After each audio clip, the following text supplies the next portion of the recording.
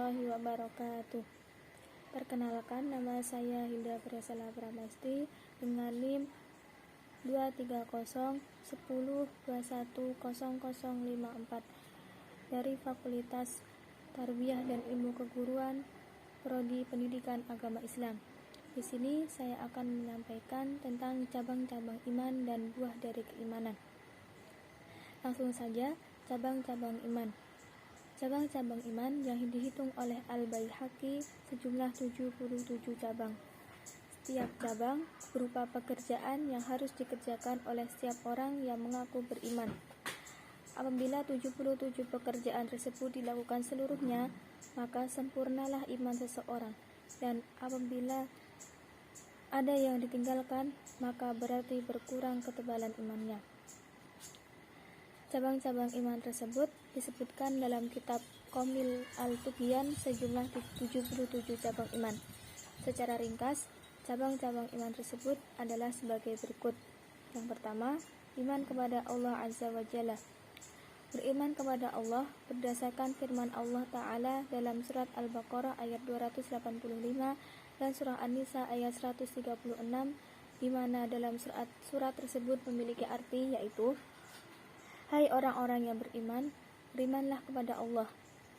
Kita wajib beriman bahwa Allah adalah A. Maha Esa yang sama sekali tidak ada sekutu baginya. B.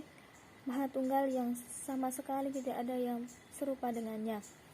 Tempat meminta pertolongan yang sama sekali tidak ada yang menandinginya. C. Maha berdiri dengan pribadinya sendiri. D. Maha kekal, maha abadi. E. Maha permulaan, maha akhir, maha nampak pekerjaannya, dan maha tersembunyi yang tidak tampak zatnya. Kemudian, iman kepada para malaikat. Yang ketiga, iman kepada Al-Quran dan segenap kitab suci yang telah diaturkan. Yang keempat, iman kepada semua rasul.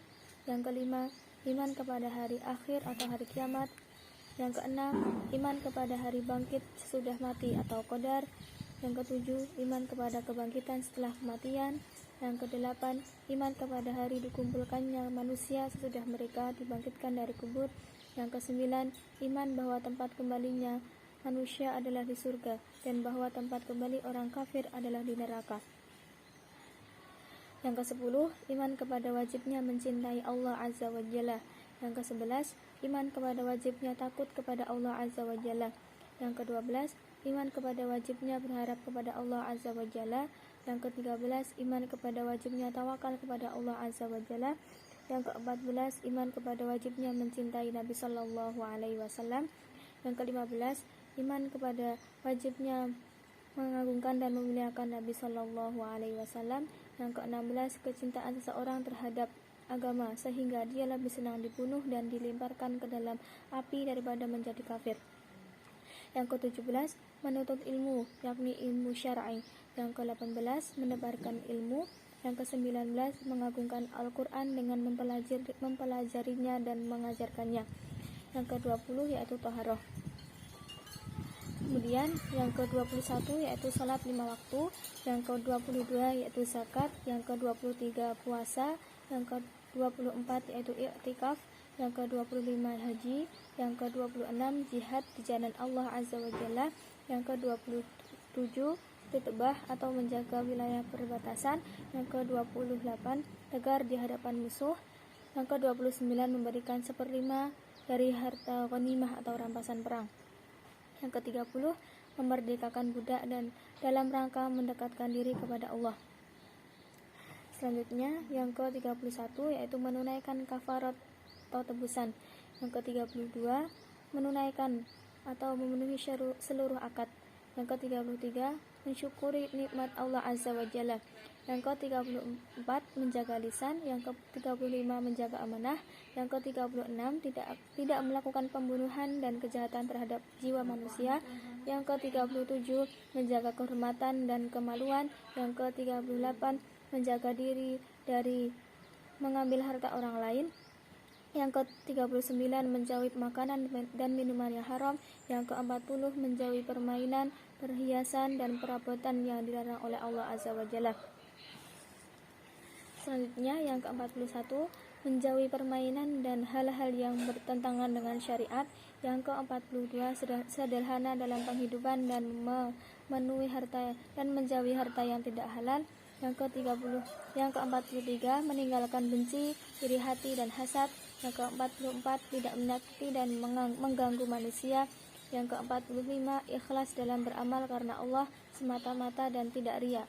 Yang ke-46, senang dan bahagia dengan kebaikan, sedih dan menyesal dengan keburukan. Yang ke-47, segera bertaubat ketika berbuat dosa. Yang ke-48, berkurban atau al-hadyu al-uqdiyah akikoh. Yang ke-48, berkurban. Yang ke-49, menaati ulul amri. Yang ke-50, berpegang teguh pada jamaah. Yang ke-51, menetapkan keputusan hukum di antara manusia dengan adil. Yang ke-52, amal ma'ruf nahi mungkar. Yang ke-53, tolong menolong dalam kebaikan dan takwa. Yang ke-54, yaitu malu. Yang ke-55, berbakti kepada kedua orang tua. Yang ke-56, menyambung kekerabatan atau silaturahmi. Yang ke-57, berakhlak mulia. Yang ke-58, berbuat baik kepada para budak. Yang ke-59, budak menunaikan kewajibannya kepada majikannya. Yang ke-60, menunaikan kewajiban kepada anak istri.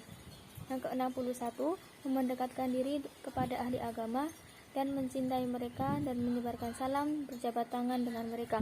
Yang ke-62, menjawab salam. Yang ke-63, mengunjungi orang sakit. Yang ke-64, menyolati jenazah yang beragama Islam. Yang ke-65, mendoakan orang yang bersin. Yang ke-66, menjauhkan diri dari orang-orang kafir. Yang ke-67, bersikap tegas kepada pembuat kerusakan. Yang ke-68, memuliakan tetangga. Yang ke-69, menutupi kesalahan atau aib orang lain. Yang ke-70, sabar terhadap musibah ataupun kesenangan dunia. Yang ke-71, zuhud dan tidak panjang angan-angan. Yang ke-72, cemburu atau tidak membiarkan anak istrinya bercampur baur dengan lelaki lain. Yang ke-73, berpaling dari perkara yang sia-sia.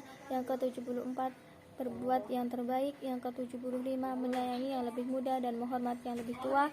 Yang ke-76, mendamaikan yang bersengketa.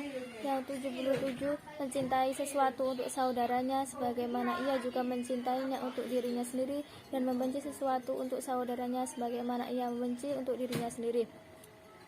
Dan buah dari keimanan yang terakhir yaitu buah dari keimanan. Yang pertama, kemerdekaan jiwa dan kekuasaan orang lain. Yang kedua, kehidupan yang baik, adil dan makmur akan dipercepat oleh Allah Subhanahu wa taala. Yang ketiga, mendapatkan ketenangan batin dan rasa tumakninah. Yang keempat, keimanan dapat mengangkat seseorang dari kekuatan maknawiyah. Yang kelima, keimanan dapat menimbulkan rasa keberanian dan rasa ingin terus maju, terutama membela kebenaran. Sekian dari saya, kurang lebihnya mohon maaf. Wassalamualaikum warahmatullahi wabarakatuh. Even when we go through change.